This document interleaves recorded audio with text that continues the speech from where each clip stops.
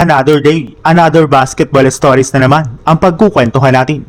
At ngayon nga ay pag-uusapan natin ang balitang kinarama nga din po ngayon ang Charlotte Hornets at ang balitang may reklamo nga din po ang Houston Rockets sa Los Angeles Lakers. Marami nga pong mga fans ang nagsabi na kinarama nga din po ang Charlotte Hornets matapos silang matalo at matambakan sa kanilang play-in tournament game laban sa Orlando Magic. Ito na nga din po ang bawi sa kanila matapos ang ginawang pananakit nila Melo Ball kay Bam Adebayo. Kung inyo nga pong matatandaan, sinadya nga po nila Melo Ball na hilahin ang paa ni Adebayo sa kanilang naging laro noong nakarang araw laban sa Miami Heat na siya nagsanhi ng pagbagsak ng likod nito. Since dahil nga po sa nangyaring iyan ay nagkaroon nga po siya ng back injury at hindi na nga po nito natulungan pang Miami Heat sa kanilang do-or-die game.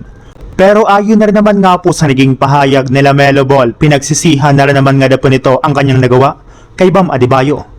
Personal na nga po niya itong kinausap para humingi ng tawad sa nangyari. Gayong marami nga po siyang natutunan sa kanyang naging experience ngayong taon sa play-in tournament. Kailangan na nga po niya ngayon na mas maging mature pa sa loob ng court since hindi nga po siya pwedeng magpadala sa hype at magkaroon ng overconfidence sa kanyang sarili.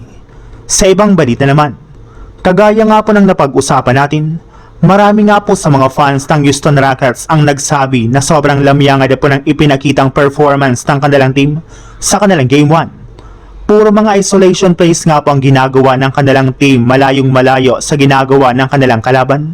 Kaya kapag nagpatuloy nga po ito ay posible nga po na tuloy na silang ma-upset ng Lakers sa kanilang serye.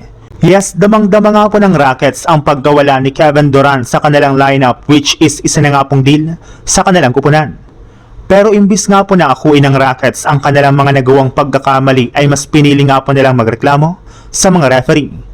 Ayon nga po dito, masyado nga pong pabor ang mga tawagan ng mga official sa Lakers since ito nga po ang mismong rason bakit sila natalo sa kanilang Game 1 gayong nasira nga po nito ang galaw ng kanilang mga players sa umpisa pa lang ng kanilang laban. Sinabi naman nga po ng Rockets na magbibigay nga po sila ng ilang mga video clips ng mga tawag na pumabor sa Lakers upang sa ganon ay mas maging maayos na ang kanilang laro pagdating ng Game 2.